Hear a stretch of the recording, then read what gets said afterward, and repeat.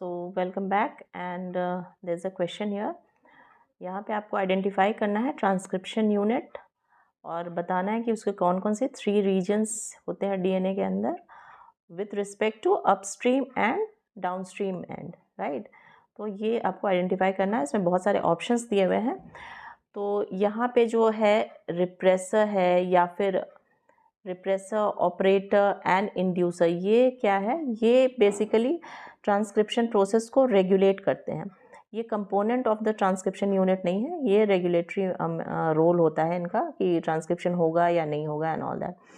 Now ट्रांसपोजॉन्स क्या होते हैं? ये जंपिंग जीन्स कहलाते हैं जो अपना position within the DNA, they are capable of changing their position in the DNA और म्यूटेशन वगैरह कॉज करते हैं।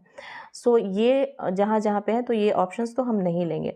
अब चलिए देखते हैं कि ट्रांसक्रिप्शन यूनिट के कंपोनेंट्स क्या हैं, राइट।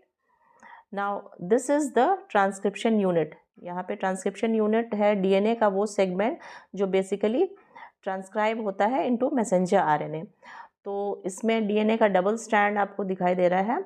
एक होता है इसका टेम्पलेट स्ट्रैंड जिसपे कि मैसेंजर आरएनए ट्रांसक्राइब होता है, और दूसरा which does not participate in transcription, that strand is called the coding strand. और इसका जो डायरेक्शन होता है 5 to 3 डायरेक्शन, इसे ही हम अपस्ट्रीम डायरेक्शन कहते हैं। और इस अपस्ट्रीम डायरेक्शन के रिस्पेक्ट हम देखते हैं कि स्ट्रक्चरल जीन के जो हमारा ट्रांसक्रिप्शन यूनिट है उसके क्या क्या कंपोनेंट है। तो वो कंपोनेंट होते हैं, एक प्रोमोटर, दूसरा है स्ट्रक्चरल जीन और तीसरा है टर्मिनेटर।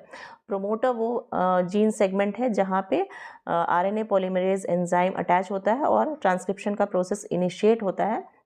ट्रांसक्रिप्शन क्या है? बेसिकली डीएनए स्ट्रैंड पे मैसेंजर आरएनए स्ट्रैंड का फॉर्मेशन होता है, कंप्लीमेंट्री न्यूक्लियोटाइड्स अटैच होते हैं और ट्रांसक्रिप्शन का प्रोसेस वो कंप्लीट होता है। Structural gene is the actual DNA segment जो ट्रांसक्राइब होता है मैसेंजर आरएनए में। उसमें वो न्यूक्लियोटाइड सीक्वेंसेस होते हैं जो मैसेंजर आरएनए में ट्रांसक्राइब होते हैं। और टर्मिनेटर है जो ट्रांसक्रिप्शन प्रोसेस के एंड को सिग्नल करता है। तो जो 3 कंपोनेंट्स हो गए, that is P, S and T, that is promoter, structural and terminator, right? So हमारा जो करेक्ट आंसर होगा वो होगा ऑप्शन नंबर 4, राइट।